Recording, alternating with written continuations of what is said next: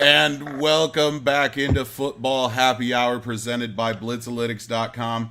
As always, I'm the cartoon down there in the bottom left-hand corner. You'll notice I look a little different. Got an upgrade, if you will, Rob 2.0. Joined, as always, by my fellow co-host. Let's start up top with Captain Jack. Jack, how you doing today, brother? Doing good, man. Beat tired, but I'm here. Wouldn't be anywhere else. Absolutely, man. Always excited to get to this show. I look forward to it every single week. Roy, how you doing, buddy? I'm ecstatic because since last week, guess what finally came in the mail? Woo! No more rubbing it in my face, guys. I get to hold my third baby here. I saw the video. I almost cried. It was touching. It was very touching. I'm sure those of you who follow him on Twitter at Preacher Boy Roy got to see that there videos. It was beautiful, Roy. It was so beautiful. And then, of course, you see him up there, top right corner of your screen, Mr. Cody Manning. How you doing, Cody? I'm doing great, man. I was happy, like you guys just talked about. Very happy to see Roy get his baby, his third baby, in his hands. It made me cry. And shout out to Dusty, the Doll fan, who won our giveaway today. He won the Tua Tagovailoa jersey and a free copy of the Encyclopedia. He put me in a really great mood because he was so ecstatic about winning the jersey in the book. He can't wait to get his hands on it. So I'm in a great mood tonight. Yeah, man, always good when it goes to somebody. I love the ones who are like, I never win anything, right? It always makes me feel better when it goes to them. Yeah, for sure. I'm that guy. I never win jack. I won a free Mountain Dew one time. That was kind of cool. So, as always, we're going to hit you with 4 quarters. We got 4 topics. Hopefully the clock decides it wants to work this week. We'll iron these details out as we go, folks. But again, as you see right above my shoulder here, see, I have hand movements now. You guys are welcome. You can see the Prospect Encyclopedia. Even my cartoon has his copy. Be sure you go to blitzalytics.com/shop. Check that out yourself. Let's get into the first quarter here, where we will be talking about Mr. Alvin Kamara, who apparently is on the trade block in New Orleans. They decided to pay Taysom Hill a buttload of money and said, Alvin Kamara, nay to you. Though, Jack, I'm going to come and start with you. Let's first talk about realism here and how realistic is it that Alvin Kamara is getting moved? I don't think so. I think it's smoke. I think it's a false report. But you never know how it's going to go. This could be real. This could happen as early as tomorrow, and he's on another team. You never know. That's the best part about the NFL is that it's the best reality show because you never know what's actually going to come or what could happen. Alvin Kamara's been kind of banged up. I mean, he's only got a couple years worth of production, like really good production. He took a step back last year, still had like 1,330 yards from scrimmage, but he's never ran or rushed for more than 1,000 yards. He is the receiving type back. I think he's somebody who's always going to need a complimentary back to go with him. So he's going to need a Mark Ingram or Latavius Murray to be able to do what he does. For me, I would not pay Alvin Kamara what he's probably worth. I think I would be very, very nervous. I mean, the report I read is they're in the 12-13 range, which would put him top 5, but he's wanting that C-Mac money. So obviously Jack's not willing to go C-Mac money. We all know how Jack feels about C-Mac. So Roy, let me come to you next. Any chance that we see them meet in the middle? I don't know where to read Alvin Kamara on this. I think this is definitely a negotiating tactic by the New Orleans front office. It has to be. But I don't want to completely dismiss this, Rob. They do have a history of players that they just simply are not able to meet the numbers or even get in the ballpark with them and traded them for a first-round pick, a la Jimmy Graham, a la Brandon Cooks. So they're willing to move people off. But the disclaimer is this might be Drew Brees' last season. Are you going to sacrifice one of your best playmakers in maybe Brees' swan song? I'm not so sure they're going to want to do this. If anything, I could see them franchise tag him and then trying to trade him in the offseason or, something along that lines, but I don't see it right here before the season starting 9 days out. I mean, I'm in that boat too, right? Like, because to me, you're gonna have to pay Kamara, right? And you've got Leonard Floyd, Jeepers Creepers, Leonard Fournette still sitting out here having passed waivers. You're gonna be able to get him for next to nothing. So Cody, I'm gonna come to you. Real quick question, my man. Would you want to trade for Alvin Kamara, whose asking price is a first-round pick, or just throw some little money at Leonard Fournette? It actually just depends on who you're talking about. If I have a better quarterback, if I have somebody I'm already paying, I'd probably try to take a 1-year swing on Leonard Fournette, knowing that if he is productive in my system, I'll let somebody else pay him, and I'd maybe get a comp pick back in return. But let's just say this too. I know this literally just popped in my head as you asked the question. Let's just say I know they transition take Kenyon Drake, and he would fit their system where they want to get the ball out there. And Kyler Murray's only on the second year of his rookie contract. And you're talking about a team that doesn't have a lot of people where they're heavily invested too. So, yeah, if I'm the Arizona Cardinals, Kenyon Drake was in a walking boot last week. If I could fit, like maybe if I tell Kamara, like, hey, we need you to stay on that $2 million this year, and like we'll give you a signing bonus and we'll have the money for you next year when we create some room, I'd bring him in. And other people that are on, I'm trying to think off the top of my head. I mean, obviously you can point to Jacksonville, but who knows what they're doing there. They ain't trying to win in Jacksonville. Yeah. Well, like I thought about this earlier. I know they got Matt Breida and Jordan Howard, but I mean, get Tua, Alvin Kamara. He's on a rookie. I'm just trying to think of rookies. If any of you guys want to toss some ideas out there. Yeah, I'm going to throw two out. Let's do that, Roy. Let's put Kamara somewhere. Obviously, I don't think any of us think he's really getting traded, but if he does, where's he going? I'm going to give you two different scenarios here. One of them would be that Kamara gets traded, but for New Orleans, excuse me. If they traded him away to another team, got a mid to late round pick, and parlay that and go back and turn around and pick up Le'Veon Bell from the Jets. The Jets, Adam Gase, it's a very toxic relationship. He's ultimately being outsnapped by Gore in some practices. They like LaMichael Pirine. Gase wasn't on board entirely. If you could swing out Kamara and put in Le'Veon Bell, that's a win now type mode. Or let's get real crazy. New England Patriots have a ton of cap space. Let's trade James White straight up for Alvin Kamara and maybe a late round draft pick. They got a ton of cap space for this year. Put him with Cam Newton in New England. Woo, Bill Belichick's going to have fun.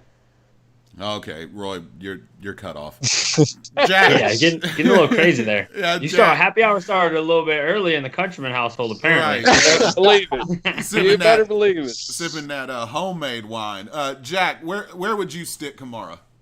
Be as crazy as you want to. Roy was. I do think that Cody, Mr. Mayo over here was spot on. I think Arizona would be the perfect fit. I mean, there's a lot of teams. I think anybody could trade for a talented running back. There's running backs, and then there's really talented running backs that make the run game, that make your offense better as a whole, instead of just filling the void of another running back who's going to touch that ball. A majority of running backs can run the ball. That's what they're supposed to do. So if you give them a hole, you give them a lane, they're going to get those 3 or 4 yards. Well, like Kamara is one of those guys that, even though I'm talking about not paying him, he still is one of those guys that turns a 3-yard gain into a 20-yarder, or adds that element to the passing game. So there isn't a team that could not use him. I mean, going from the Steelers, who probably would be more comfortable with the Le'Veon or with the Leonard. Sorry, you messed me up. Leonard Fournette. I did say Leonard Floyd again. Oh man, we might be some push-ups after this one. I mean, there isn't a team that could not use Alvin Kamara. Obviously, he's not getting traded within the division. I don't think the Patriots would go after him.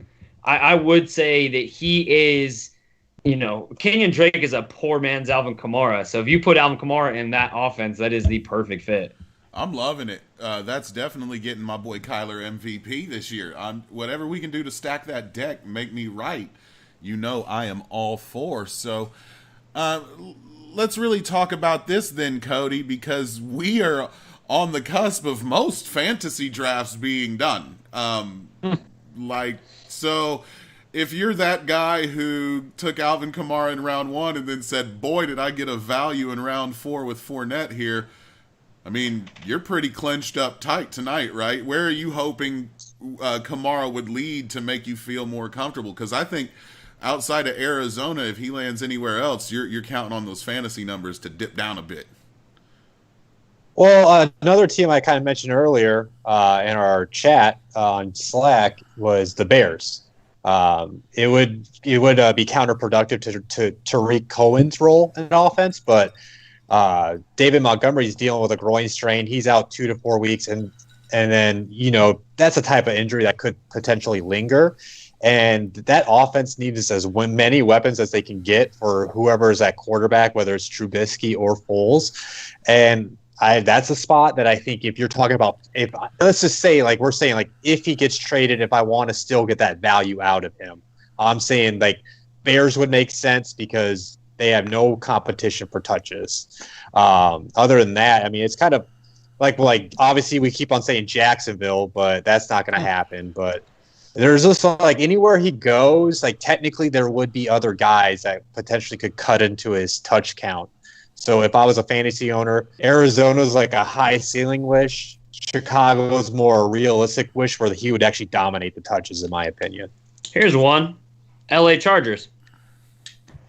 Ooh, he would look good in that uniform with the swag out visor. Everywhere you put him, somebody's getting pissed. Because if you drafted Eckler and he goes to the Chargers, you're like, you son of a bitch.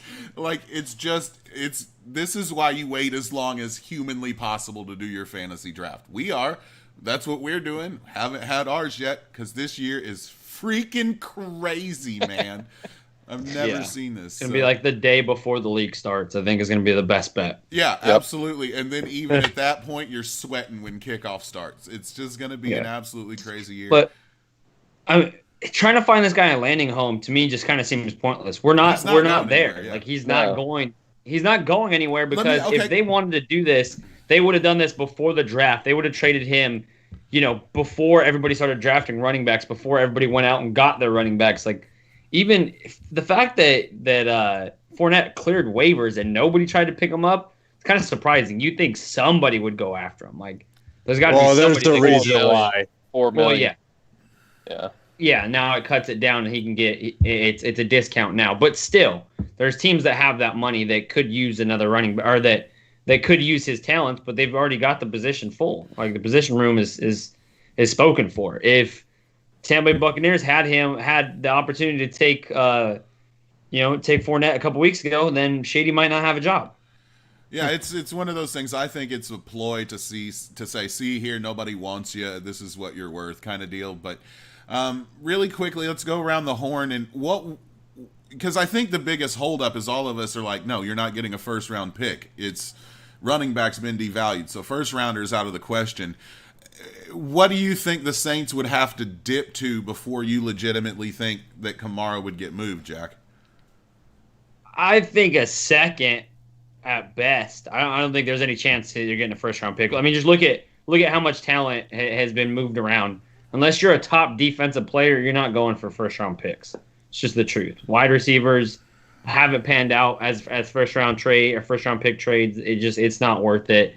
Definitely, especially when even Alvin Kamara himself went in the second round.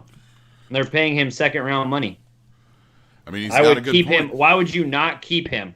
You keep him this year, and then you tag and trade him next year. Right, you deal with the problem when it becomes a freaking problem, not right now. It's not a problem right now.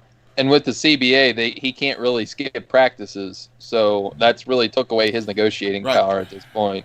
Right, because he's already showed up, right? So if he misses practice, then it doesn't count as an accrued season. Right, and just for context based here, looking through the 2021 picks right now, guys, in the first and second round, teams that have multiple picks, Jaguars, Jets, and Dolphins. That's the only teams. That's in the first two rounds. Those are the only ones that have multiple first and second round picks. None of those three teams are coming for Alvin Kamara. No. So, send him to the 305. I'm telling you. Let's do this then, because again, we're gonna save Fournette because we're gonna talk about him in just a second. If you check the description, you'll understand. But what does this do for an already shitty market for Devonta Freeman? You're talking. You talking about you overplayed your hand, my man. Like there's at this point he's vet min guy now, right? Oh, for sure. Because what he was asking for, not even Leonard Fournette or Alvin Kamara would. I mean, Alvin Kamara would, but Leonard Fournette isn't even going to get that kind of money. So there's no way Leonard Fournette's getting $4 or $5 million, and that's what Freeman was asking, right? There's no way. He's going to be the most well-paid UPS driver in the world. I think that's what his job's going to be, because there ain't no NFL team going to be signing him if he thinks he's worth that much. No, he'll sign to a cheaper deal as soon as somebody gets hurt. Like I said the other week, you don't wish anybody to get hurt, but if a starting running back gets hurt, then that's where he's going, and it's going to be at a $1 million deal probably. Like he's not getting paid what he thinks he's worth. He hasn't ran for 1,000 yards since 2017. And for context, Logan Ryan, who's a very solid player, wanted $10 million, and he settled today for the Giants for $7.5 million.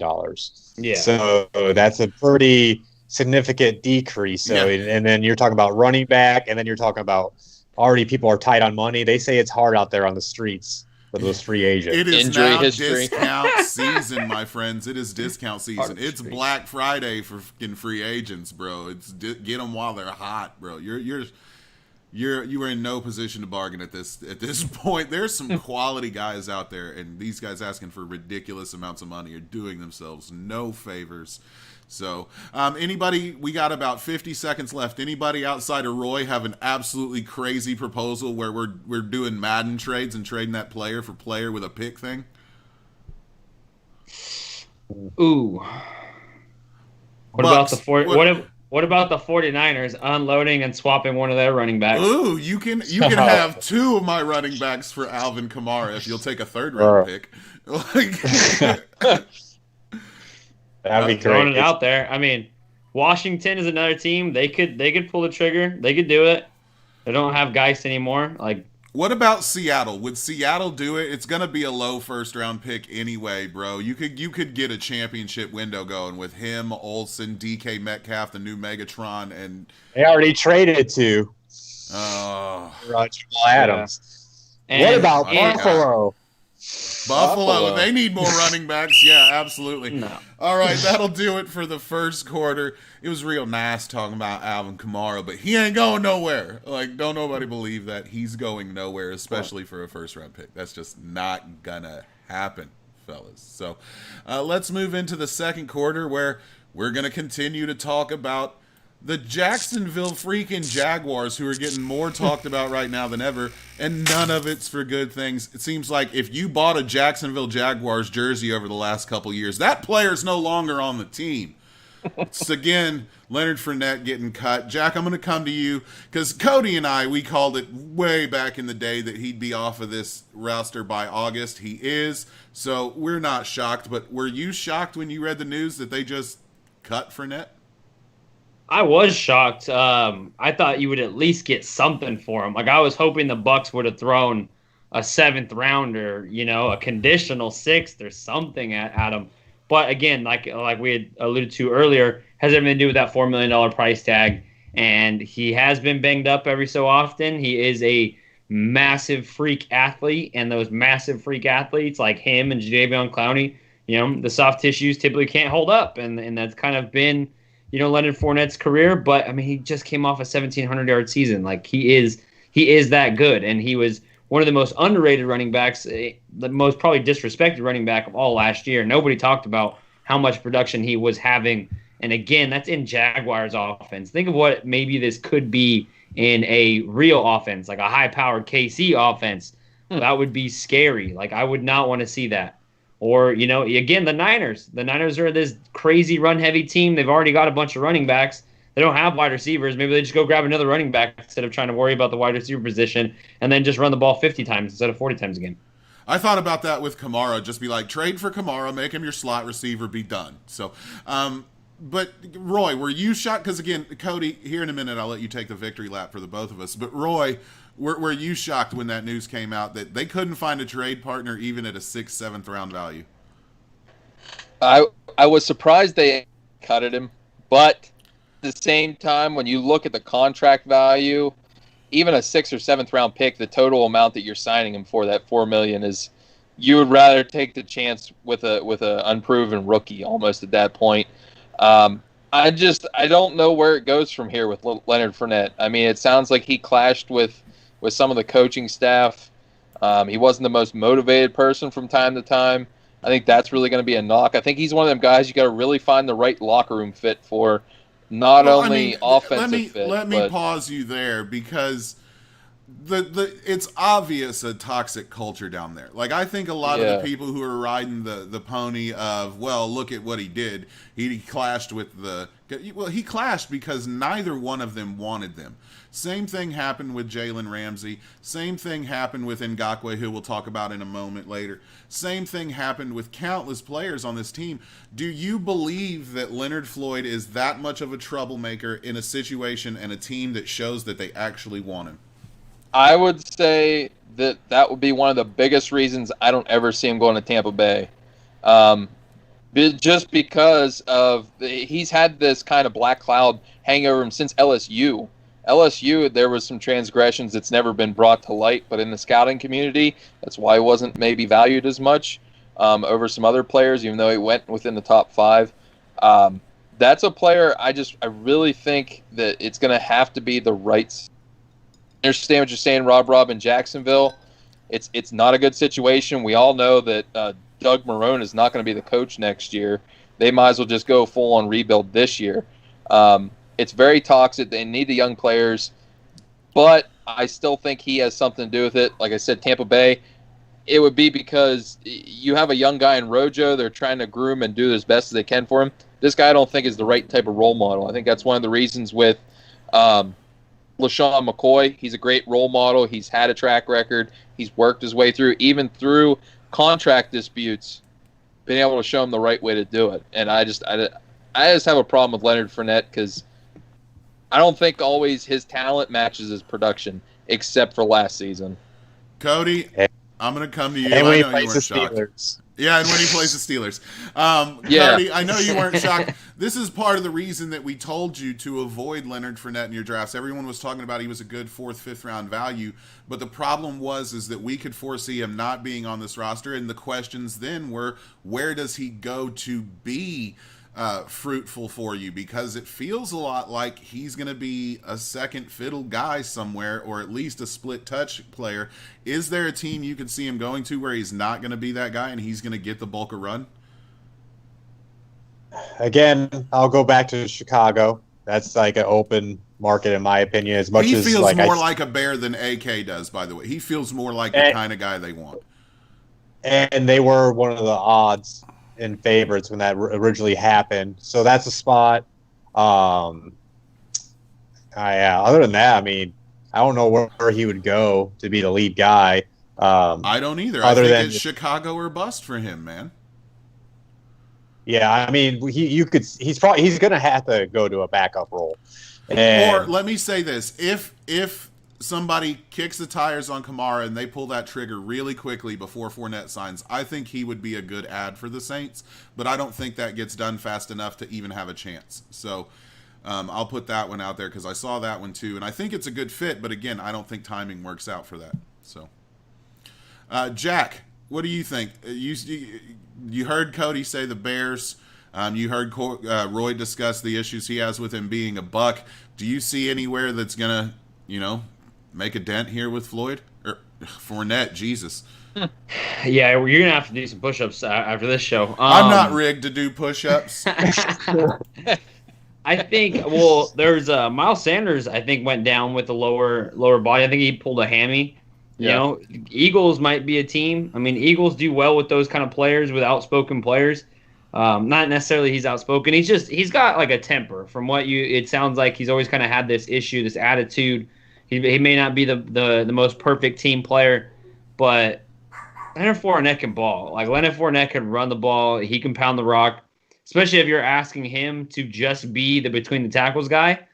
Look out. If you added him with the Clyde Edwards-Helaire, like it would be all bad. And there's teams. Washington could use a number 1 running back right now.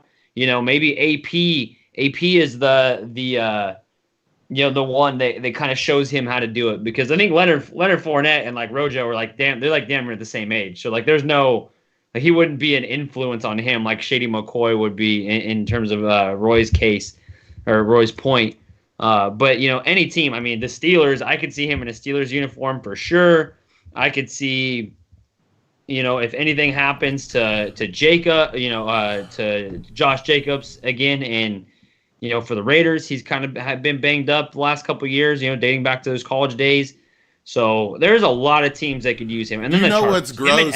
Him and Eckler is like a perfect 1-2. When you said the Steelers, I just had Jerome Bettis flash in my mind. Him leaving the Rams, and we didn't want him, and then he goes to Pittsburgh and becomes a legend. So maybe that one works out. Let's not stick on that one, though, because the Jaguars have decided to move on from all kinds of talent. All of these players are gone from the 2017 AFC Championship game. You've got, obviously, Leonard Fournette no longer on the roster. Jalen Ramsey's gone. A.J. Bouye, Calais Campbell, Dante Fowler, Marcel Darius, Malik Jackson, Aaron Colvin, Tashawn Gibson, Barry Church, Telvin Smith. And then, of course, this week they finally moved on from Yannick Ngakoue, who they traded to Minnesota. Congratulations, Vikings, on having an insane line now for a second and conditional 5th round that could go to a 3rd round, I believe, if they win a Super Bowl. So, good deal on the Vikings part, considering what the combined hit for him and Hunter is under $22 million, which is less than one Khalil Mack, right, Jack? Yeah, what they can do with those two is insane. Hunter and Yannick Ngakoue came in. One came in 2015, one came in 2016, and you've got 54.5 sacks for Danielle Hunter, and then 37.5 sacks for Yannick. And so, I mean, and you're talking about a difference of 15 games. I mean, their stats are very, very similar.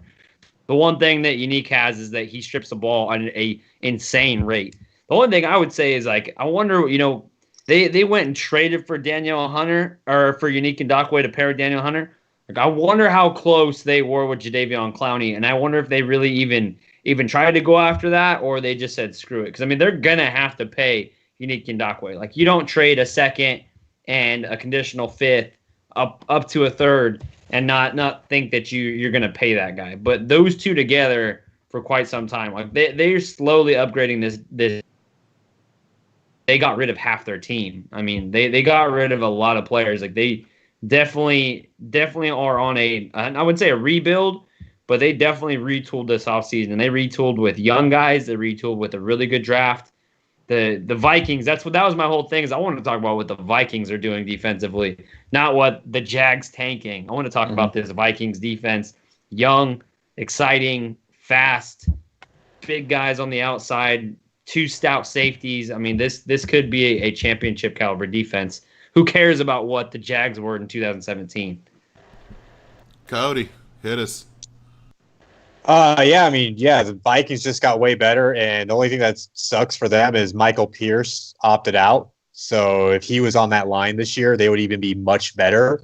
You're talking about 2 defensive ends, or arguably you could, if anybody wants to make a case, or top 5 both in there. They're both 25. And then you got those guys coming off the edge. You still got Anthony Barr, Eric Kendricks in the linebacker. You got Smith and Harris in the safeties. And then if those safeties can get those young guys to perform with Mike Hughes, Cameron Dantzler, Jeff Gladney, Holton Hill, even Chris Boyd, all those guys you can read in the prospect encyclopedia, because I wrote up on literally all of them on the Vikings section. So the Vikings, they just won. I mean, obviously you want to see if they can get the long-term deal with him, but the one benefit, I don't think they will negotiations. But another thing too that you could tell Yannick wanted out of Jacksonville so bad is not only he took a $6 million pay cut to go to Minnesota, but if Minnesota wants to, they could technically franchise tag him next year. And I'm not sure how much. And I think if I remember the report right, I think they actually did list him as a defensive end when they made the trade, so he would get that bigger money if they were the franchise tag. So at least they did do that, to say, hey, you're taking a pay cut. If we have to franchise tag you, at least you're going to get the top upper echelon money. Yeah, a good play on a personal level, right, to smooth some things out already in the transition. Roy, I come to you. I'm with Jack. There's not really much to talk about. The Jaguars are trash. They're going to continue to be trash. So from a Vikings perspective, this can't be anything but a win, right? Absolutely. Like Cody was just saying right there, with them being able to let him take a pay cut even to come there, and then on top of that to get a surety that they could even use the franchise tag if they're not able to term agreement after the season, which we know the salary cap is completely blown up after the year. I know a lot of teams have been spending money. A lot of other teams haven't been spending money because they're concerned if the cap is only able to be 175 million, what it's going to look like next year. So that assurity of being able to have the franchise tag on him, that's outstanding work by Mr. Spielman there in Minnesota. And to be able to have the negotiating ploy, it almost seems like a backdoor handshake deal that we'll take care of you. And Ngakoue, I think, took those assurities by knowing he's going to a winning franchise that's willing to pay young players.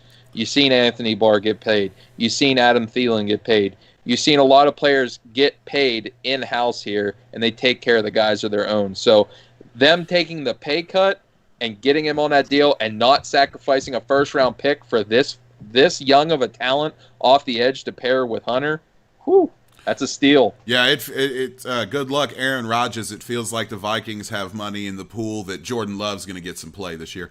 Jack, you got a minute and a half, man. I'm going to let you just have the floor here because you did want to spend a little bit more time on this. So go ahead, and you've got the floor for the rest of the quarter, man. You know what? Instead, I'm going to tell everybody right now to go hit the like and subscribe button. Follow us on all platforms, but make sure we're trying to hit that 1,000 mark on YouTube. We've got these hundreds of thousands of views thanks to Rob, yet we don't have even 1,000 subscribers. Subscribe button, share it, promote it. We're doing jersey giveaways for our Prospect Encyclopedia. That Prospect Encyclopedia right there, that beautiful piece. And we are open to questions on YouTube. I'm watching it. I want to give a shout out to Roy's cousin, Jay. He already said hi, Blitz. He bought the book. He has a nice review on his personal YouTube page. So for him promoting us, I want you to go also subscribe to Jay's page since he did a great job explaining Roy's baby. Yeah, Jay's got some awesome Appreciate reaction vids, man. The dude's legit for real. So thanks a lot, Jay, sir. bud. And he's an Eagles fan, so He is an Eagles fan. Anybody- Somehow we took him to the I dark take side. that back. I take it back. No, I'm Anybody just who's kidding. anti-Cowboy is okay in my book. So I'm fly Amen. Eagles fly on that Hey, side. dude, Santa. All right, man. Well, that's going to do it for the second quarter. We're going to take a real quick break. We're going to, again, show you this book commercial here. If you haven't seen it, it's what's wrong with you? It's amazing. It's going to there it is. See? Cody up there with the book showing it off now. So give us a quick second. Like Jack said, during this break, hit that subscribe and bell icon on YouTube. That way you can always be up to date on all things Blitzalytics, and we will be right back.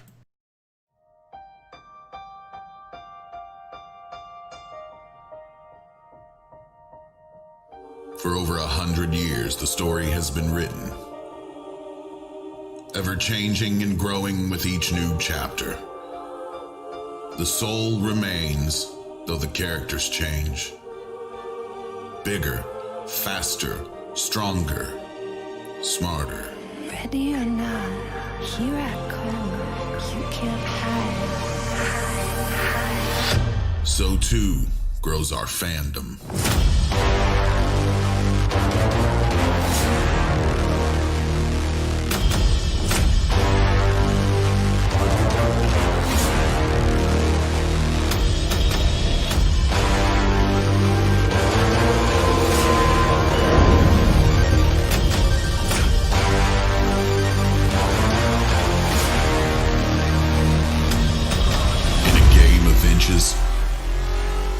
Start miles ahead.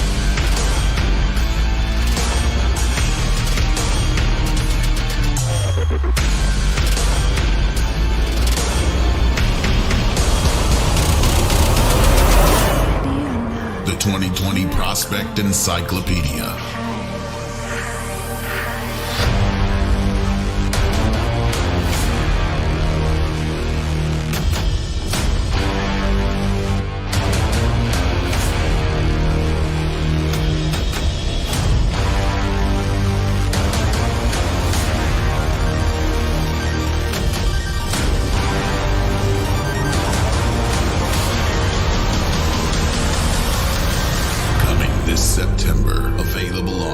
Amazon.com, BarnesandNoble.com, and Blitzalytics.com.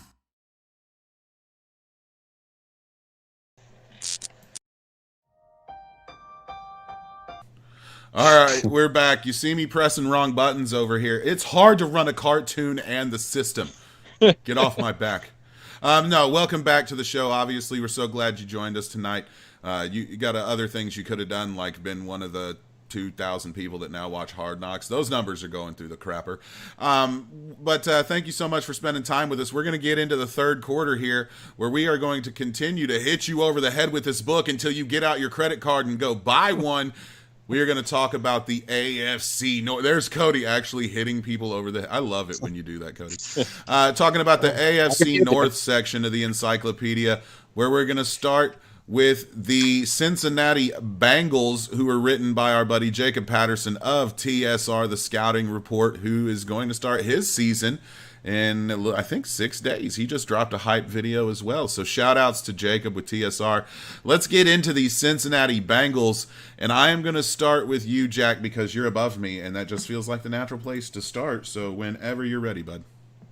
So my player to highlight, there's quite a bit of them. I mean, you've got a lot of guys you could talk about. But my favorite guy that I actually personally scouted just a year ago is Jonah Williams. Went down with, I believe was it an ACL, Roy, or MCL? I think it was ACL. I think it was ACL. I think he tore his ACL last year. Season-ending injury before he even got to see any action in the field. Super sad, but he is one of the most technically sound left tackles to come out in the last 5 to 10 years. He would have been in the same conversation, and maybe even, he could have even pushed for number one if going in this tackle class this year. He is that talented. I think he probably would have still gone, been the highest rated offensive tackle or offensive lineman and was stacked. So he is that good. I think people are already forgetting about him. Adding him to Joe Burrow's arsenal and being able to protect his blind side along with everybody else that they have on the offensive line it's subpar. So getting him there will be a huge boost to that offensive line, and he's going to be a bookend for years to come. Knock on wood that he stays healthy this year. But I think that's going to be very interesting. That's who I'm most interested out of this entire list. I think Burrow's going to light it up, and he's going to make rookie mistakes. And then you got Higgins, and you've got Pratt. You've got all these guys on tape. The list is huge. I mean, this is a fun one to read. Yeah, really it is. Quick. Go ahead. A torn labrum. It was a torn labrum. It was a torn labrum. All right. Torn labrum. I hope he is great, because I got this rookie card autograph sitting right next to me that I need to jump up in value, we'll say. So Jonah Williams, Jack's player. Of course it is, because Jack is the O-line man here at Blitz. He loves them big uggos. So let's go over there to Cody, because, again, it just feels natural to go that way. So, Cody, who do you want to highlight on this Bengals roster? That way. Again, it feels like not fair that we're totally passing up like the greatest college quarterback season of all time, talking about Joe Burrow, but we probably talked about him so much on past podcasts. We're trying to highlight some other guys. As much as I love T. Higgins, top 5 wide receiver for me in this past class, I'm actually going with Auden Tate. Auden Tate was, I think maybe Jack was a fan of him. I know he was kind of like a guy we liked back in our first combine where we all met in Indianapolis a couple years ago. And last year, John Ross, he unfortunately got hurt. AJ Green missed all last year, and he stepped up and performed. He's a big body receiver. I've always kind of rooted for him. And Rob, you also know why I'm picking him, right? He's a Third year. Yeah. So he has a chance to take his for fancy people, like I wrote in my year 3 article. I mean, you're already kind of seeing AJ Green deal with injuries. Who knows what John Ross is? He could be that big body target for Joe Burrow in the end zone. So watch out to see if he's getting used. And from what I've seen from videos and from reports, he's having a really good training camp. So I'm looking forward to his third year. Never stops talking about that third-year wide receiver. Never, dude. He's missed the third year. Hang the table for third-year receivers. You know how Pinball's always like Mr. Worldwide? Cody needs to be Mr. Third Year. You know what I might do for our Blitz Fantasy League? I might just draft only year 3 players and see what happens. You're going to have to fight me for a couple of them, my friend. I'm sniping them now. Yeah, boy. Round early. I'm taking them all. And the fans are waiting on me to have an episode where I don't completely F up. I started the clock here late, so we get a little time today, brother. Let's move on down to you, Roy. Who do you want to start at the Bengals? All right, so mine, Jack already talked about probably their left tackle, Jonah Williams. I'm going to talk about a guy that they sniped off my Steelers. They were heartbroken when they lost this guy. Half the reason why we took an offensive lineman in the mid-rounds this year. Fred Johnson. This guy's a mammoth of a man. 6'7", 326 pounds from Florida. He had some motivation issues. That was one of the reasons why he went undrafted. But this dude is a mountain of a man. He can move people off the ball. Not only that, he's very nimble-footed for such a big Uggo. And they let him start week 17 at right tackle. He's kind of had an up-and-down camp just the same way as he did for the Steelers. That's half the reason why he was on their practice squad and got sniped off of them. But don't be surprised if he's either week 1 or early in the season replaces the poor money they invested in the human turnstile, Bobby Hart at right tackle. So Fred Johnson, he has the versatility to play left guard, right guard, and also right tackle as last year. He's just a big earth mover, 6'7", 326. You know I like them big dudes. I mean, I spent one of my draft picks last week on Mekhi Becton. So, obviously, like Jack mentioned, there's some names on this Bengals roster. You're definitely going to want to check out that Burrow write-up, glowing review from our boy Jacob, of course. But let's move on to the Cleveland Browns, who were also written by Jacob because, of course, they were. Seems like people wrote rivalries this year. Let's talk about the Cleveland Browns. Since we started with Jack last time, Cody, I'm going to come to you. Who you want to talk about here on this Cleveland Browns roster? Well, first of all, I want to say for this roster, they're actually very weak. Their top 22 list. That's my first initial reaction. If it sucks he got hurt, because I would have loved to talk about Grant Delpit right here. That would have been my pick, but he did suffer a torn Achilles, so he's going to miss this year. So I'm probably going to talk about him in next year's book.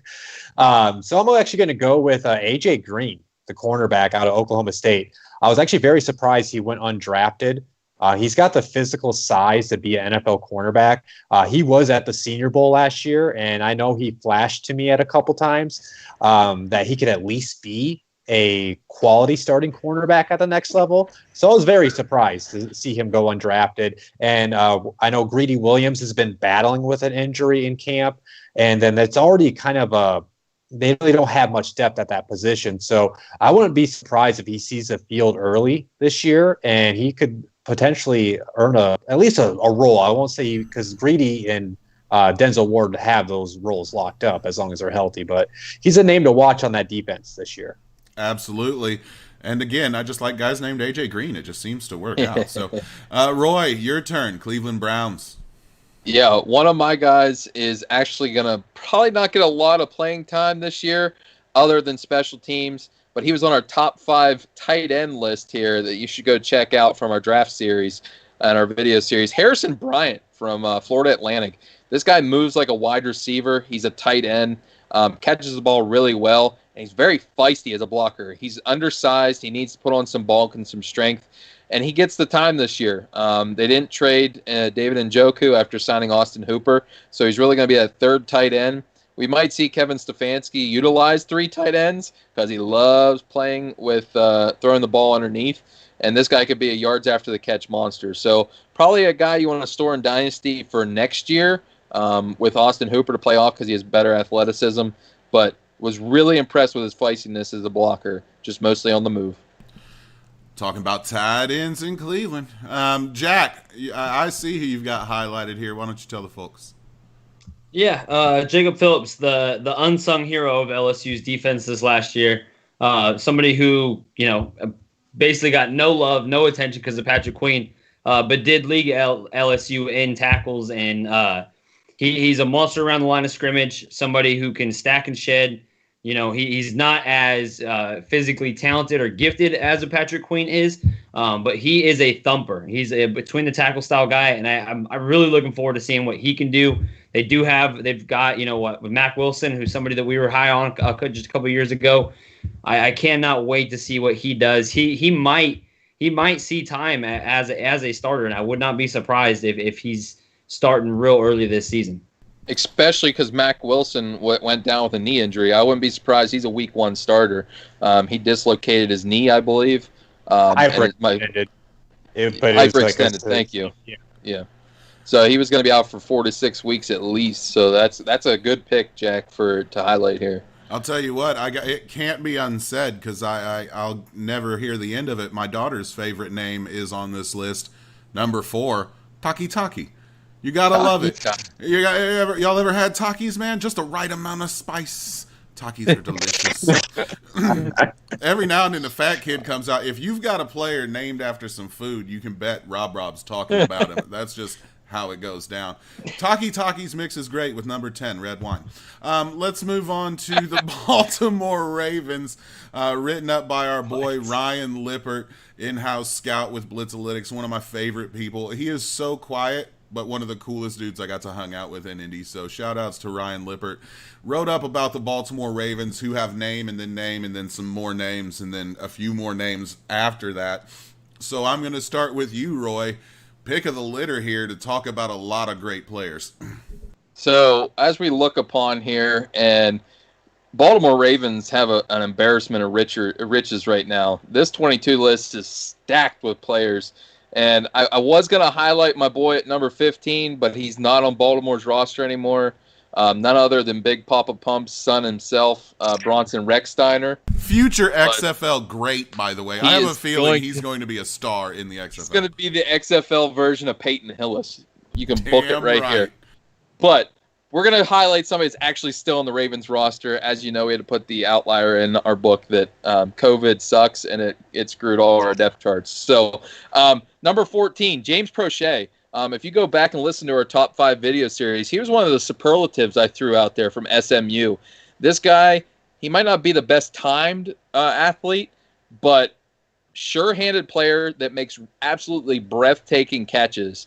And I made the statement on there that I think he could be the Antonio Brown of this class. He's actually tracking the same way as Brown did with the Steelers. He was a late-round pick. He's going to win the punt return job for Baltimore this year. Absolute ridiculous separation skills and be able to just adjust to errant passes. Really want to keep an eye on James Prochet, especially with Lamar Jackson sometimes having some accuracy issues. But this guy is going to get open easy and often. I see Jack here would like to discuss a wide receiver as well. Sir, your take.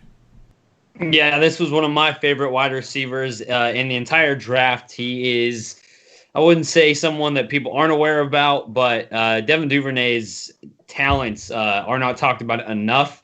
I really didn't pay much attention to him this draft season because, again, I have a full-on Texas love and Longhorn bias, so I am definitely a little biased here, and this list was amazing. But I mean, James Prochet is got a ton of talent, and we talked about. I think there was wasn't there some Antonio Brown comparisons when we were breaking down Prochet? Yep. Yeah, Prochet so and Duvernay. Yeah, and I mean Duvernay is one of the best route runners. Seriously, one of the best route runners in the entire draft. Top 5, very least, up there with Jerry Jeudy in terms of crisp, clean. I mean, he's more of an underneath guy than anything else. He can line up and run the ball. He is kind of a Laviska Shenault type to where, they could use him. Texas definitely did use him in the backfield quite a few times. He had some insanely nice runs, especially even in the red zone. They use him all over the field. He's going to be another gadget player for Baltimore, but someone who I cannot wait to see if he translates, because it is true. I mean, you're playing. He's playing where he's playing. He's never been a number 1 guy. He's never been a full-on breakout, deep ball threat or possession wide receiver. He's found his niche. It's in the slot. He's going to be a slot wide receiver. Maybe he can help out, again, like Roy said about Prochet and special teams, but he's making this roster. Like, I will bet whatever it takes that he's making this roster, and he's going to find, make some third down impact. I think he's going to be that wide receiver that Lamar Jackson eventually, maybe not just right off the bat, but eventually looks for on third downs and when he's trying to move the chains in short yardage situation. Can't be mad at that. So I mean, they took both wide receivers on a team loaded up here with some D as well, Cody. Are you going to give me a defensive guy, or are you going to break down some more offensive love too? I'll switch it up. I'll go with Patrick Queen. Yes, my man. My there we go. Baited. Yeah, number 2 linebacker in this class. I mean, basically he's number 1 because Isaiah Simmons is just a hybrid athletic freak. So if you want to go natural linebacker, but yeah, he's sideline to sideline speed, and with how great their defensive front is, he's going to be able to fly all over the field without having to deal with blockers. I wouldn't be surprised if he wins Defensive Rookie of the Year this year. And I just still can't believe, like I said, I've said this when we covered the NFC West. I like Jordan Brooks. He was my number 5 linebacker, but I still can't believe the Seahawks took him over Patrick Queen and let Queen fall to basically, where linebackers are bred to be NFL players at this league in Baltimore. And I just think they got an all-pro on their hands because of where the landing spot where he went. I wanted that guy to be a Ram so freaking bad. So freaking bad. Obviously, again, this is another one where they're loaded with talent. You could spend a couple hours just reading about the Baltimore Ravens in the book that you see right here, again, over my shoulder. There, it's the book. There, it's beautiful. Cody's flipping through it the whole episode, so you see how much it helps out. If you're a podcaster, this is a must-get. You see my boy using it here. Let's move into the Pittsburgh Steelers, and Roy wrote it, and he's got that Steelers flag flying, so I'm going to make him go last. Let's go to Jack first. Jack, who do you want to talk about on this Pittsburgh Steelers roster? Well, I am going to go with the low-hanging fruit of Chase Claypool, just because when I was watching him at the Senior Bowl, I just completely fell in love. And it had everything to do with his blocking. It had nothing to do with him catching the ball. It had nothing to do with him running routes. I mean, I remember sitting there talking with both these two, like, oh my God, you see him dominating these DBs. I mean, there wasn't a single defensive back that wasn't getting pushed off the line 5-10 yards and just getting manhandled and ragdolled. Then you want to talk about his ability to be as big as he is, basically have Megatron-like size and speed. He's not as overall athletic or agile as a Calvin Johnson, but he's the closest thing we've got so far. And Calvin Johnson, I think, would maybe be called the most talented physical specimen of a wide receiver we've ever seen. I think Randy Moss was definitely the most talented. But Chase Claypool could come in now as this guy who was not a number 1 pick or number 1 overall pick or a first rounder and destroy this competition. Like, I think he is going to have home run ball after home run ball after home run ball thrown to him by Big Ben this year. And Ben's going to have a new number 1. Chase Claypool, a topic of many discussions while we were at the Combine as well, just fawning over the kids. So let me come to you, Cody, because, again, we're going to make Roy wait here. So who do you want to talk about here on the Steelers roster? I note that Roy hasn't highlighted anybody, so I assume he's taking everybody that you don't list. Yeah, you betcha. I was like, wait a minute. I was right there. That's exactly what I thought. I was like, man, I don't know who Roy wants, but I think he doesn't care because he can talk about any of them. And as much as I like Deion Kane, the former Colt, I don't even know if he'll be able to make the roster with how deep the wide receivers are. That's the name to watch on this weekend to see if he gets moved anywhere. But what I'm going to talk about is Antoine Brooks Jr. He's one of my favorite safeties to watch in his past draft class. He's a bigger physical safety. He'll come up and just lay the wood. He'll probably play inside the box if he ends up working into a start. He ends up being a core special team player that can play in certain packages throughout his career. Yeah, I know. I think Roy was just happy to take whomever here. So I think Cody hit the nail on the head there, Roy. So we've only got 19 seconds left. That's all you get, Roy. No, I'm just playing. If you need to go over, go ahead. Who do you want to talk about? Hometown Steelers here. All right, so this one's really hard for me to talk about, but I got to throw out just a little snippet here about Mr. Claypool. I actually noticed when we were standing down along the railing, whenever it was the blocking drill, and Jack was making all these comments. I wrote an article for 24/7 Sports. If you haven't checked it out, go check it out. The Steelers site, I write for them as well. And Mr. Claypool was dominating that blocking thing in that blocking drill. And Mike Tomlin was specifically eyeballing Claypool the whole time, and he got this real snide smile on his face and turned around and walked away, which if you know anything about Mike Tomlin, that means I just punched the card. That's one of my guys. So that little snippet right there, Chase Claypool, who also, Rob, if you haven't seen it yet, you have to see this guy's artwork of Mapletron, one of the best nicknames ever. So Chase Claypool. And my guy I want to get to real quick, Benny Snell Jr. I know we're all talking about Leonard Floyd, and he's the buzzword right now because he's cut. Forget about it in Pittsburgh. Benny Snell football is Pittsburgh football. James Conner is old news. Probably won't even be the starter by the end of the year. This guy dropped 12 pounds after his first initial season. When he was at Kentucky, he was a workhorse back. Now this guy's making people miss in the open field.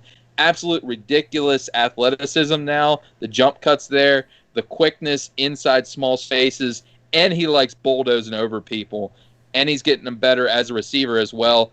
Be ready to see the next Le'Veon Bell type expansion in a running back as he followed the same path as Le'Veon, James Conner. He's right there dropping weight, adding quickness, still keeping the power elements with the patience.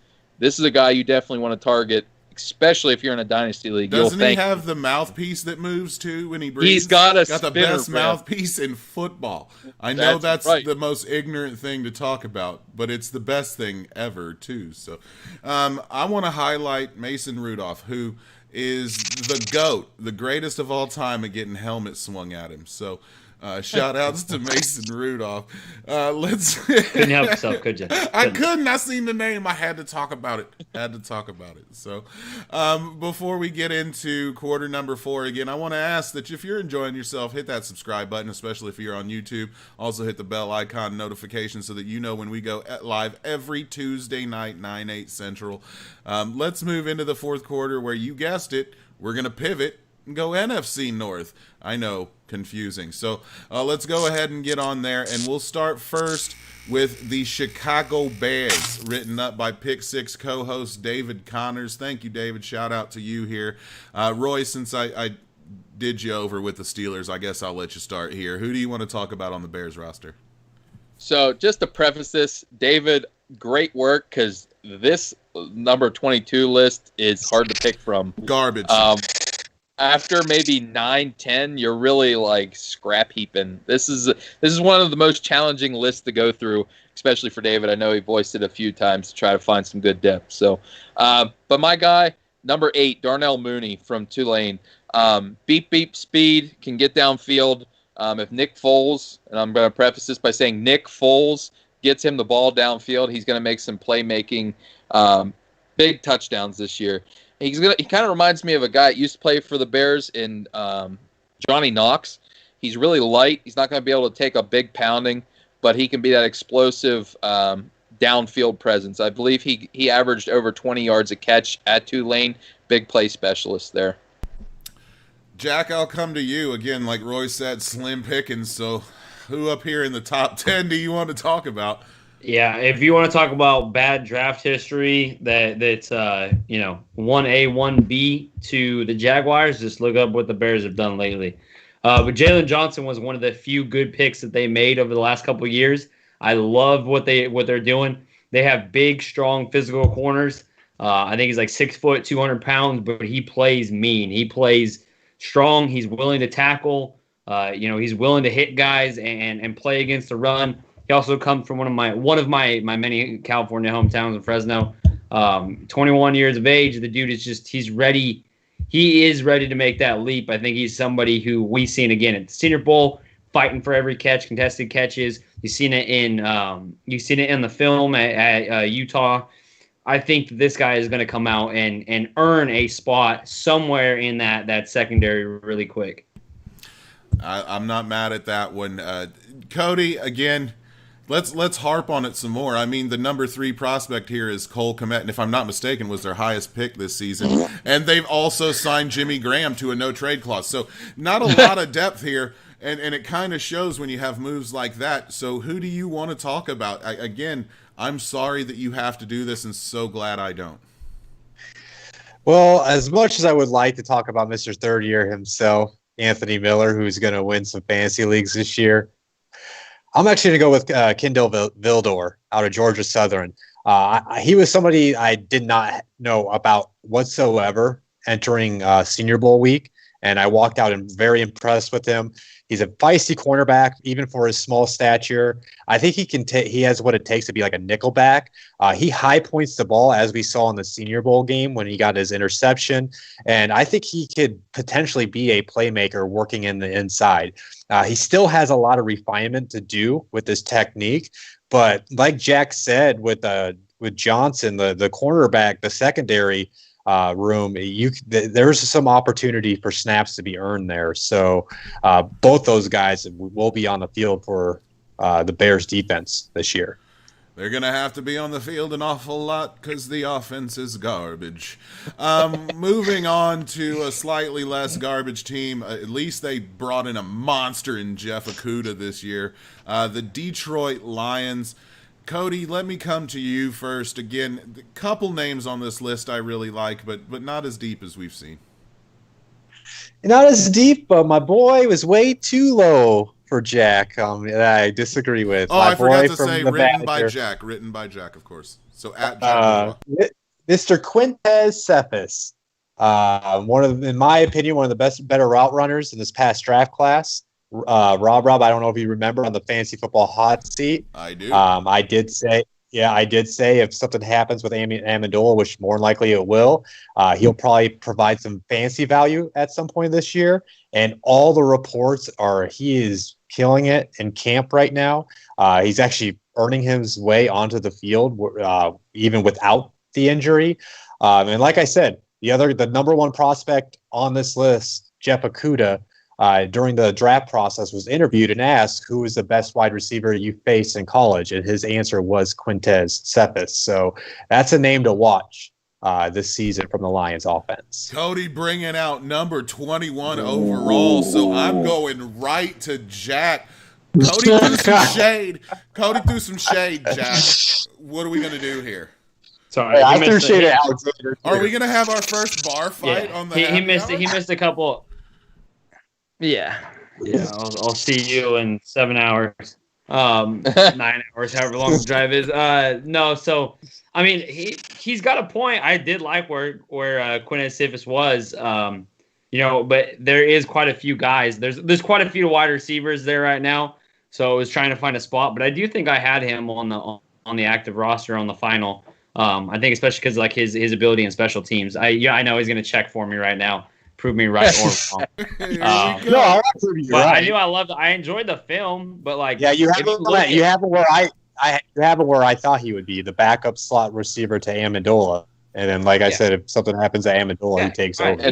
And we all know why he dropped anyway. It was an off the field issue. If it was purely talent wise, he would have probably been a mid round pick. Hey, I'm just having fun here. I'm not trying to make any. Hey, remember I called Alexander for Quinn Williams last week. Everybody, hey, if I don't like it, you're going to hear it.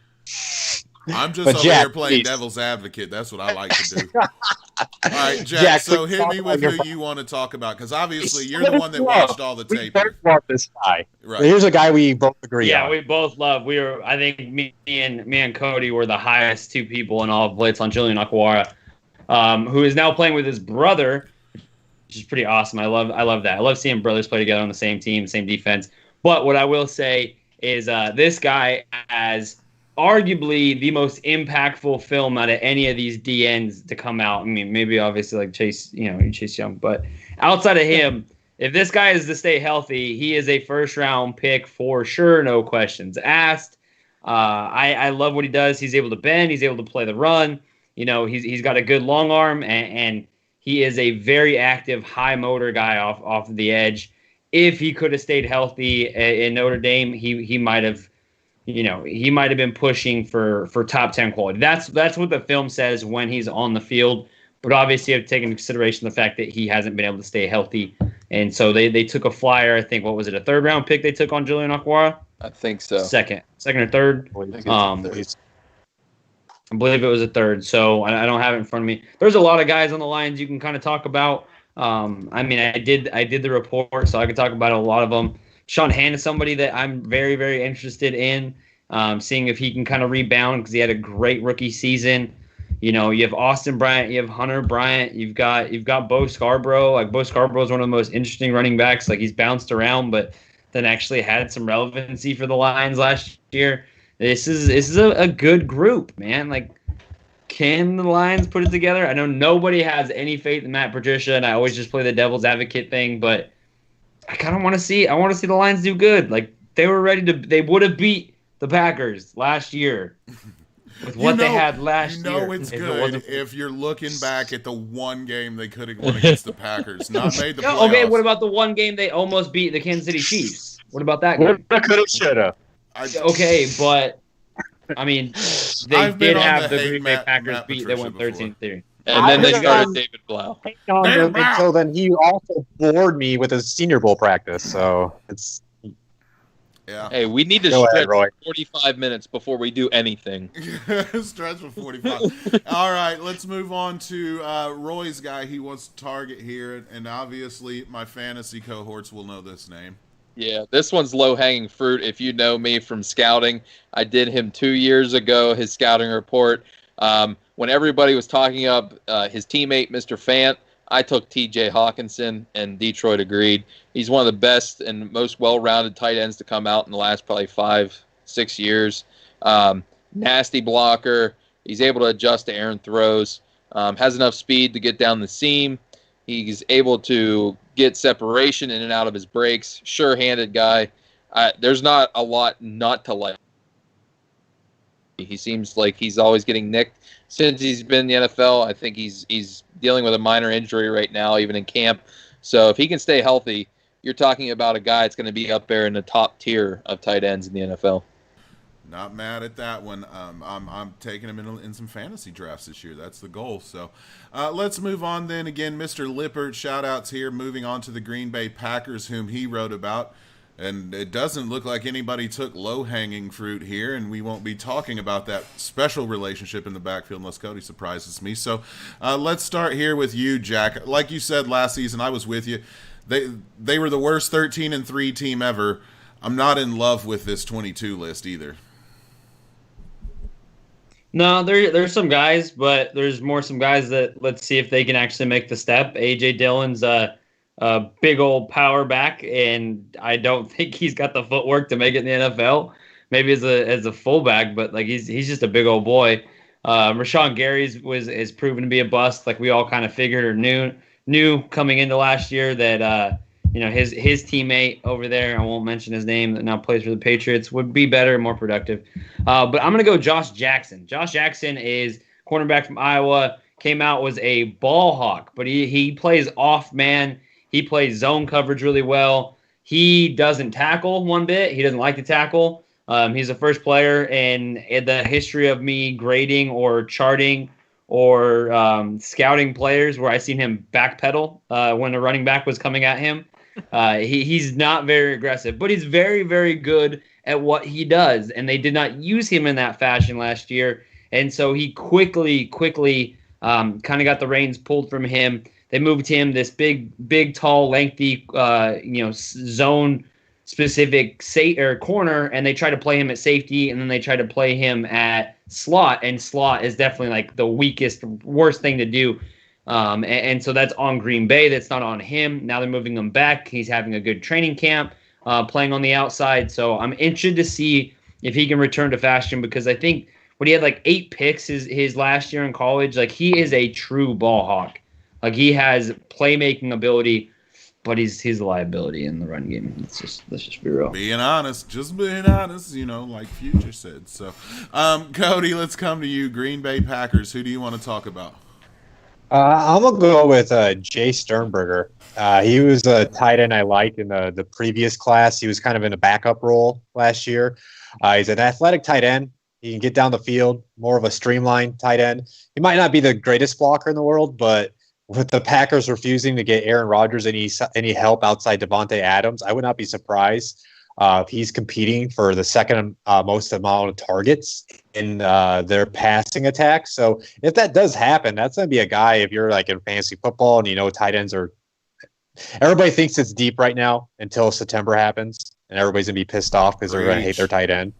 He might be a tight end that's going to be on the waivers that can help you win games throughout the season. But I'm very interested to see if he has developed any type of chemistry with Aaron Rodgers and see if he does have himself a solidified role in that offense. Well, he's going to have to catch a role. They didn't add any playmakers for Aaron Rodgers. They decided to take Jordan Love, who is number 1 in this book. Be sure to buy it and check that out. So, and of course, everyone knows that's Roy's football crush.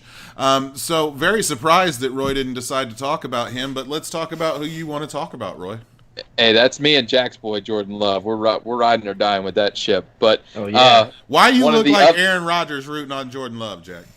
Because I have that mustache. I love it. The guy I'm gonna prop up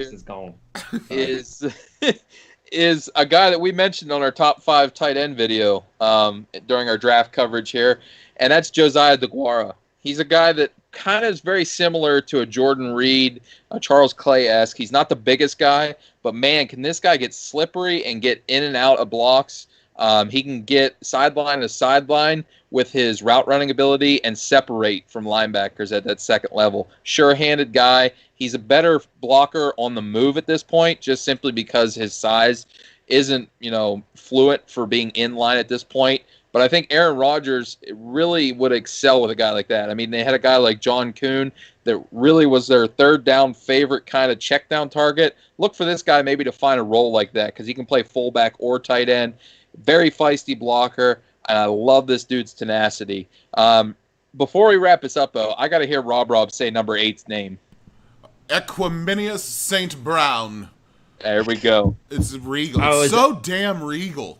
I was actually getting ready to talk about EQ before we passed on.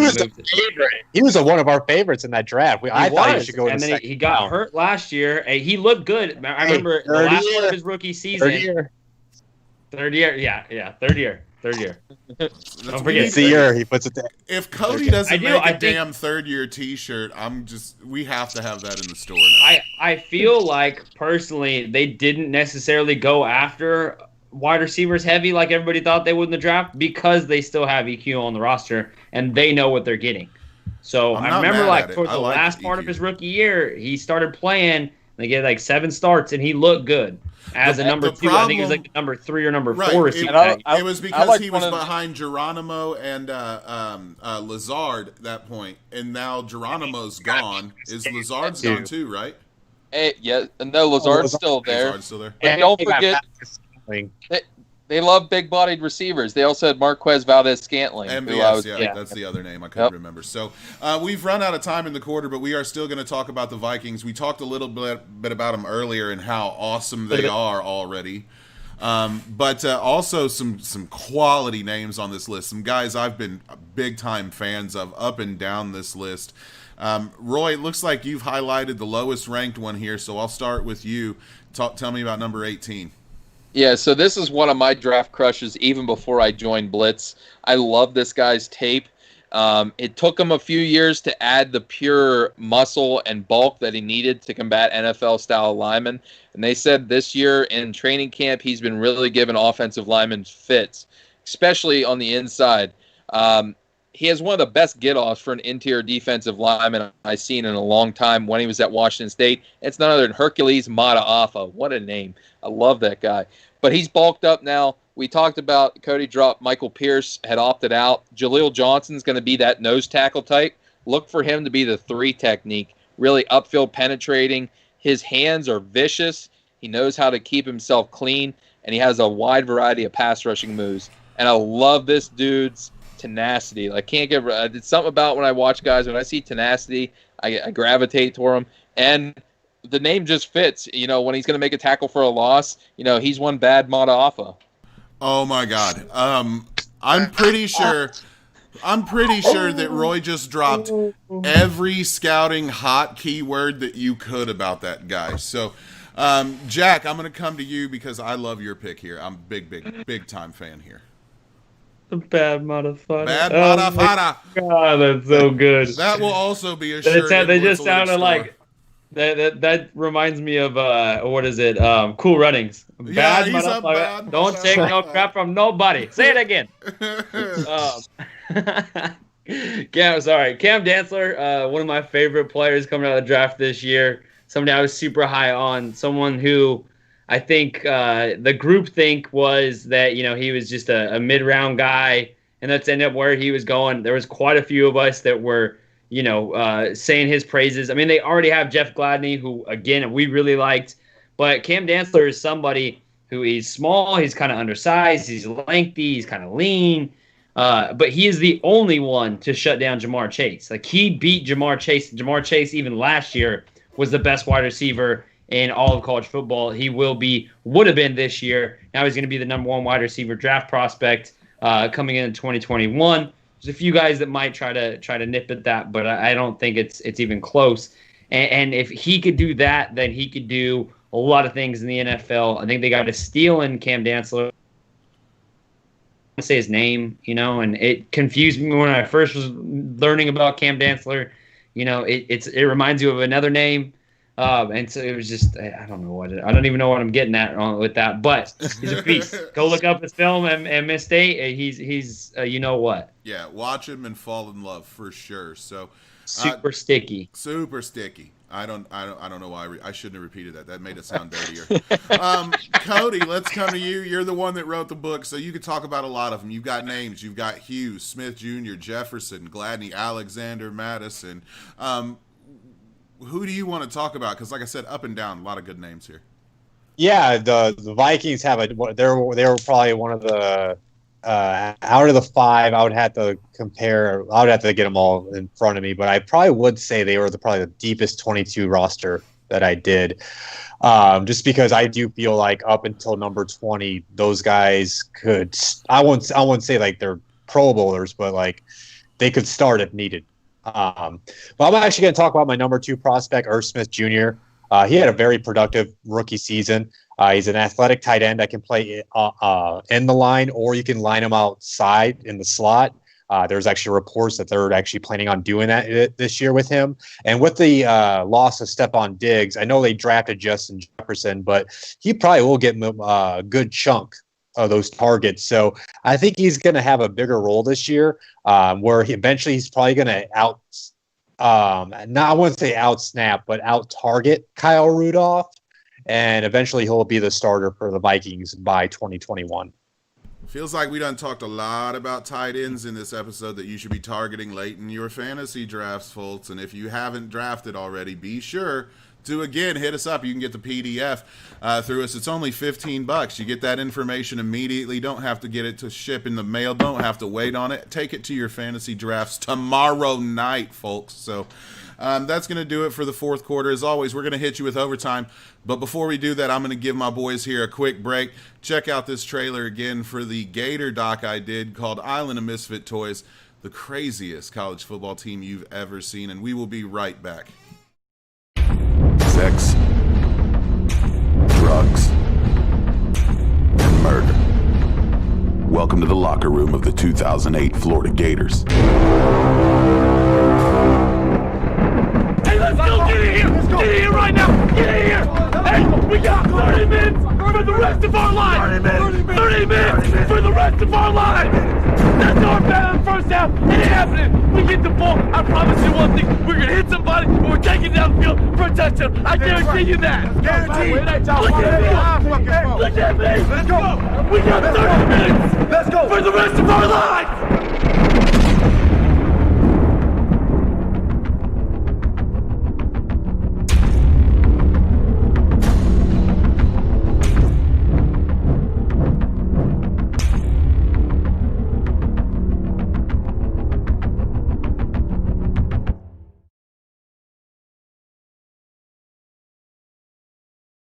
And welcome back. Sex. I'm going to get this right one day, folks. I'm so sorry. Welcome back into Football Happy Hour. Jack, you seem to have slid a little right. Can you go back there to the left just a bit? Oh, I need a... We need that mustache in perfect framing since it's the last week we're going to get it. So everybody enjoy the stash while it lasts. It is probably the finest era of Blitz is the Jack stash era. How are we ever going to recover Gardner Minshew leaving us? Wow. Draft. Draft Trevor Lawrence. That means he has to grow his hair out to luscious locks now. Absolutely. Jack, you have to resemble whatever starting quarterback plays for the Jacksonville Jaguars. I'm not blonde enough to look like that. Look like sunshine. Okay, next challenge is Ryan Fitzpatrick. Oh, the Fitz magic? Jack's already pulled that off. I just shaved the beard. I'd already pulled that off. I want it down to like here, man. Let's do it. Oh my goodness, he wants a ZZ Top. Didn't I actually do a full length? I did a full length video with that. Yeah, you did. You did. Yeah, I remember that. That was a fine time too. That was the second best era of Blitz. Was the Fitzmagic Jack era. So, let's move into overtime for all our people here. You know we want to give you that extra love whenever we get you on the show. So, we're gonna jump into overtime where we're gonna have a little more fun question here. We've had some news in football finally, so we had to cover that, of course. But let's start with a little silly question here. When it's all over, because we have the fan of Peyton Manning there in the top right, and then we have newly converted Tom Brady fan top left there in Jack. At the end, when it's all said and done, who will have had the better second act, Peyton Manning with the Denver Broncos or Tom Brady with the Tampa Bay Bucks? Let me start with an unbiased opinion here, and I'll go to you first, Roy. Okay, for me, this one, I'm taking either one of two directions. We can talk second act in football, which I believe might be Mr. Peyton Manning. Sorry, Jack, I'm not so sure we're going to see a championship with Tampa Bay simply because Mahomes and the type of power that's out there in KC. Not sure we're going to see that type of act happen in Tampa Bay. But second act, to me, I'm even thinking past the end of their career. To me, these are two of the guys I think we're going to see, transcend the NFL and the football world. I think Tom Brady, you might see, the scope of the world. Maybe we see him go to be a senator or maybe even go to be presidential running Don't one you day. put that evil on me, Ricky I'm Bobby. I'm going to. And then let's go even farther. Peyton Manning, hey, we're Roger Goodell's replacement right there. Let's make it happen. Oh my God, Roy is sipping something in his drink tonight, y'all. It's something special in the Countryman household. So it's a hot take time, okay? It's a different show. It's not hot take time, man. You got to wait till the end of TBB for that. I mean, he does have a good point though. Peyton Manning wrote or sings the best song ever about chicken parm. Chicken parm, you taste so good. He made chicken parm awesome. So let me come. Get your CBA votes in. There you go. There you go. So let's go to Cody, who I know where he's leaning, but tell me why. Well, I might surprise you here. I thought Roy was actually going to take what I was about to say. Now, obviously, Brady could win a championship, and even if he gets one more, if you want to talk about second half from Indy to Denver, between New England to Tampa Bay, I always point out, at least Peyton from the transition, he ended up being the only quarterback to take 4 different head coaches to the Super Bowl. But I'm going to say this. We knew Peyton his whole career who he was. He was always trying to be like a kind of a comedian. He did the commercials in his career. One thing we're seeing from Brady now that he's in Tampa Bay away from Bill is we're seeing him be himself. He's having fun. He's looking loose. It's making me like him, and I hate it. But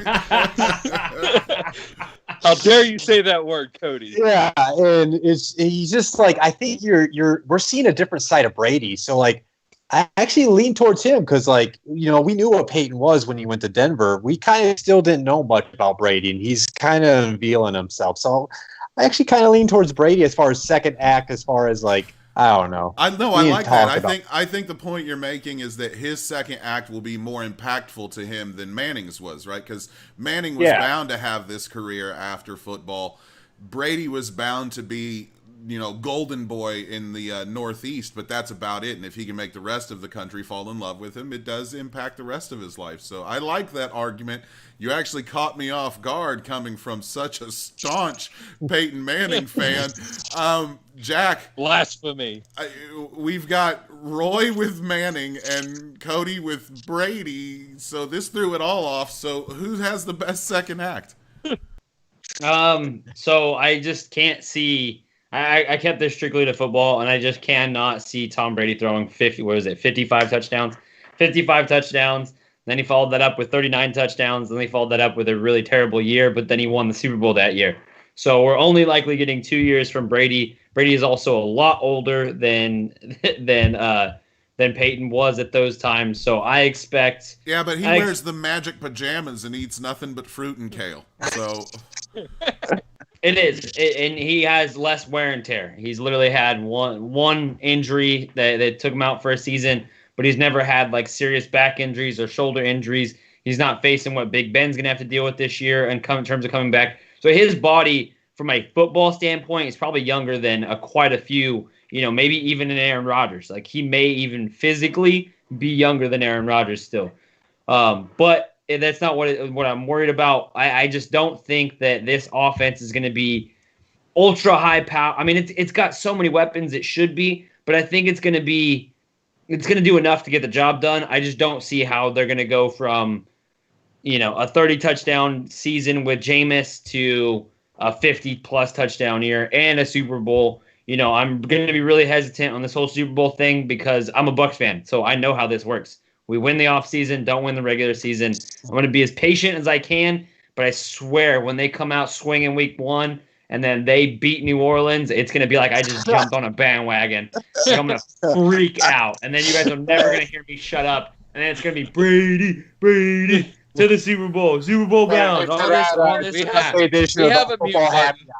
Jack's going to find a way to get a chin dimple. If Brady wins the Bucs a Super Bowl, Jack's going to put a chin dimple in. I'm telling you. I don't know if that's possible, but there's a plastic surgeon somewhere who's going to make him some money. I'm going to go ahead and weigh in on this, and I think it's Manning, and I'm only going to do that because I'm a Saturday Night Live fan, and he's also in the top 5 hosts all time on Saturday Night Live. So the comedy wins, yay! But I'm with Cody. I kind of start to like Brady, and it makes me want to throw up in my mouth a little bit too. So, telling me, you're telling me, right? I've hated this man my entire life. Like respectfully hated this man. I even called him the GOAT, but I threw up in my mouth every time. Now he's on my team. It just feels so dirty. It feels so gross. Let's throw out one more fun one here. I love it. Rephrase that. Because we are talking like this is a bar show, right? If us four were in a bar, we'd be having the same conversations we do on this show. So with that in mind, let's go around the horn and throw out some NFL players, past, present, live, dead. I don't care. We'll get them to the bar if we have to weekend at Bernie's this guy. So I'm going to start here, and we'll throw out some names that you wouldn't mind having a beer with. I'm going to pick 101 Bill Romanowski because when shit pops off at the bar later in the night, Romo's on my team. He'll spit in your eye. He'll do whatever he has to do, but I'm walking out of there unscathed because I got Bill Romanowski on my shoulder. Jack, who are you taking to the bar with us? Oh, it's clear cut. I don't care if it was to the bar or to a game, wherever. Mike Allstott all day. There's no doubt about it. Favorite player of all time. I'm totally biased here. I could care less. Bro, Jack would take... I know he's a good guy, but I am a stupid hardcore Mike Allstott fan. So Mike Allstott, if you're listening, Jack is open for you coming over to Christmas, Thanksgiving, any family event. You're invited to him. Yeah, when we have a company retreat one day, you have a ticket paid for. This man is your biggest fan. I can attest to that. So I kind of knew Mikey was coming. I saved up Christmas money one year and bought the 3-bar extended bar that him and John Lynch used to wear. I am that hardcore of a Mike Allstott fan. I'm surprised I don't have a Mike Allstott tattoo. Well, looks like we got to get on that one, bud. People do. So we've got Bill Romanowski and Mike Allstott coming to the bar with us. Who you gonna bring, Cody? Who's coming to the bar? Who you buying rounds for all night long? Well, my biasness is going to show here. It's Peyton Manning. It's basically the same reason as Jack. It's my favorite player of all time. And you hear stories about how funny Peyton is, to drink with when players talk about having a good time with him. You heard him when he won that last Super Bowl. What are you going to go do? I'm going to go have a Budweiser. So if I could sit there, have a beer with Peyton, not only pick his brain about football, but he can make me laugh. Oh, shoot. That guy has forgotten more football information than anyone will ever know. He is just insane. He's like Roy on steroids, and Roy is like somebody on steroids, so I don't even know how to get there. That's insane. And you know what? And he's all night he's going to be calling out Mike in the crowd. So Yeah. We're definitely gonna have to drink in Omaha. Omaha. Yeah, that's what I'm saying. We're That meeting guy's at a the bar mic. in Omaha. Get me a beer. Roy, Omaha. Moving to whiskey. We're moving to whiskey. now I'm never Check gonna that, not check that. imagine that's how Check he that orders at a IPA. bar. Check that IPA. IPA on 2. Oh my god! I promise that's Peyton. You've got to order at a bar like that, bud. Roy Countryman. who Oh you bring my out god, for that drinks? would be like the greatest commercial ever. Yes. He just like walks up to the bar, puts his hands on the bar like this, and then it starts like, all right, on 2, and then just start calling a play out that's a full-on alcohol order. How Can a we bar pitch this? pitch that to Keep any brewing, bar in bro. Indy, bro? Key City, that's IPA all over it right Oh there. man, Because he can rattle through a whole list of them right there. that'll Check, cost you check, some check. coin, but it'll Check worth. in the- It's worth it, guys. So, Roy, who you bringing?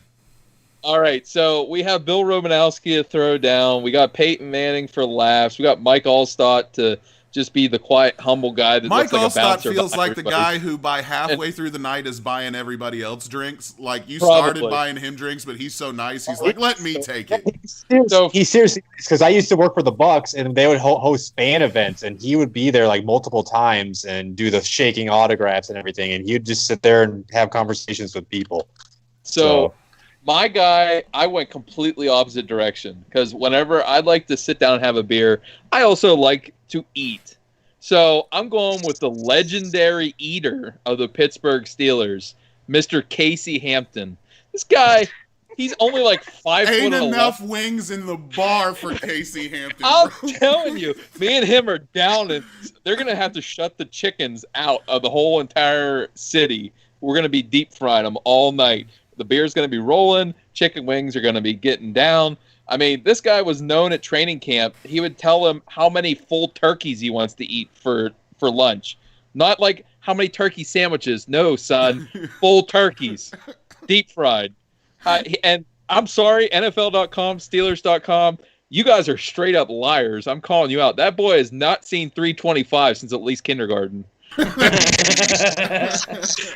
That is a big old dude. That ain't no lie. Roy just wants to go out and not be the big guy for once. Roy's like, I want somebody to make me look second small. biggest guy. Right. I love it, man. All right, so man. we got a couple minutes here. We obviously brought our mains, but there's been other legendary partiers throughout the NFL. Can anybody think of any other names that should come, and let's just turn this event into a like party? Is Gronk? McAfee. Gronk has to be Gronk, Gronk. yeah. Gronk's coming. Joe He was Namath. definitely. But you would wake up like if you went partying with Gronk, you would wake up in like a scene from The Hangover. That's There'd be a true. tiger. Everybody'd be naked. I'd There'd be be the like dude drugs by- everywhere. You'd be like, well, how I'm did I the get dude here? on the roof Like, who oh yeah. fucking missed the whole party. I just got locked on the roof. That's me. Joe Namath. Joe Namath. Oh, he wearing a fur coat for sure. For sure, Joe And- Namath is and showing I up think- looking like I a think we broke-ass pimp. I think we can all agree John Elway's up there too. What you We see in are Indy not stays in sharing Indy, Roy. that story. What you see in Indy stays in Indy, Roy. It's the new We are Vegas. keeping our mouths shut here. John okay? Elway, upper echelon. That's all we're saying. That guy, I don't know. Cody, who you bringing? Speak apart. I said Pat McAfee. Oh, Because then he brings yeah. his whole crew, and you're just having a blast the whole night. He's cracking up. Him and Peyton. And Dude. yeah, put him back. McAfee would be an awesome one, dude. McAfee and Gronk together would break the world. Like, you would have to shut down city blocks to contain the party that McAfee and Gronk were at. That's an amazing lineup. Who would you have? You got now, okay, we got about a minute and a half. Throw me out a band that you want playing at that, because now we've got a party. We've got a festival going with these guys. We could charge $100 a head to this party. Who should play the music, Jack? Oh, I wouldn't. Who am I partying with again? I'm partying with Gronk. You Like, got Gronk's gonna want to listen to music that I don't even like. So I Gronk don't will even party know to who would, anything. like he like fist pumps. I don't do the unsoons music. Like that's not my Man, thing. I think you just go with the karaoke. That's just There Yeah, it yeah. is. I would be singing. We would There be we singing. go. There No, you go. Cody wins it. It's karaoke for sure. But I'm pretty sure Gronk would party to a xylophone being beat in a corner. He doesn't care. Like, that guy is the most legendary of all legends ever. So, man, I thought this would take up more time. We got about a minute left here. Who can't come? Who can't come? Oh man, Oh, who can't come? That guy who's the guy that was the poop guy from Pick Six? Najee Davenport, Mr. Dump Truck the dump himself. truck, Yeah. pooping in the corner somewhere. Get him out of here. Najee Davenport cannot come. Ew. That's for sure. That's for sure. Everything else is like players like I'm willing to party with just about anybody, but Dump Truck can't come. Like, and no media outside of Blitzalytics allowed either, because we don't need this getting out. You know, we need this on the low, dude, keeping it hush. So no media invited. Marcus, and you can come, and Matt, and you guys can all come. And if you did anything for the book, you're down for any Blitz event. So, again, we're just going to let the clock run out on this. Like, we put up a big score today, fellas. And that's the end of overtime.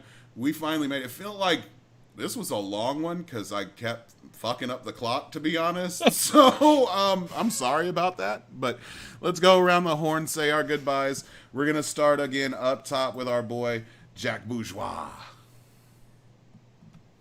Again, go buy that book. I appreciate you guys. Follow me at Jack Bourgeois, JackBourgeois. Follow us on Twitter. Hit that like. But more importantly, go to blitzlix.com/shop and buy that book. It is $35 hard copy, $15 for the PDF. We are really making our name for ourselves off of the quality of this book. You'll see it with guys like Jim Nagy telling us we kicked ass, and you know, everything that we've put into this book. You know, if the big guys are liking it, then you will too. So go buy this book. I appreciate it, and I'll stop talking with my hands. I notice I'm doing that a lot today. It's all good. You're like Ricky Bobby. I don't know what to do with. I don't know what to do with my hands. Right. I'm tired. I'm ready to go to bed. 17-hour travel day. Yeah, absolutely. And then the crossover time. And, man, I'll tell you what. So let's get it to you then, Cody. Say your goodbyes, man. Yeah, again, buy this thick book. It's thick. But, yeah, please check out the Prospect Encyclopedia. A couple things I'll go ahead and plug. Cody Talks NFL, my podcast from last year, will be back this season. I should be back by the end of the week. I do a little season preview like I did for the first episode last year.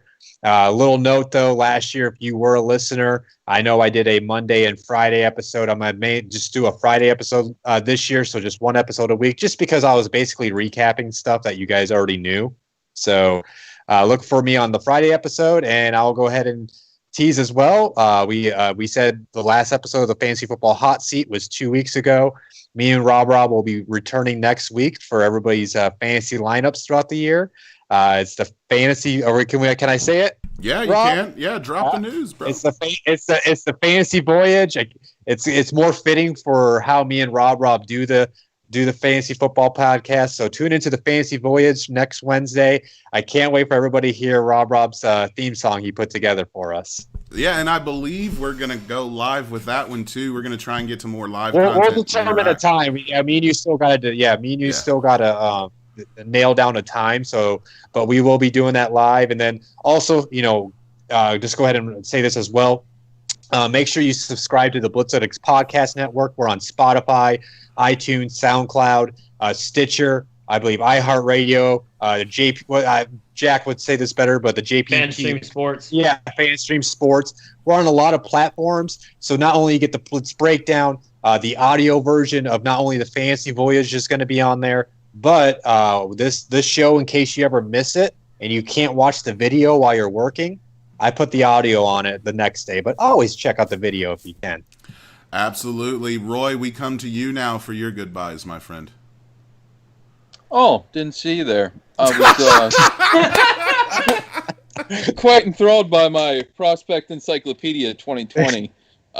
If you've yet to draft yet this year, this is the #1 guide that you'd like to buy.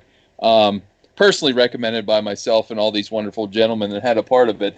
Don't forget, even if you don't like reading books, we got PDFs. If you don't like the book itself, you can use it to, kill flies in your house. I don't care. Go buy one.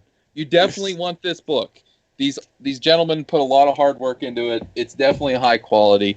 You can follow me at Preacher Boy Roy. But as always, I like to end on a high note. Stay humble and be a blessing.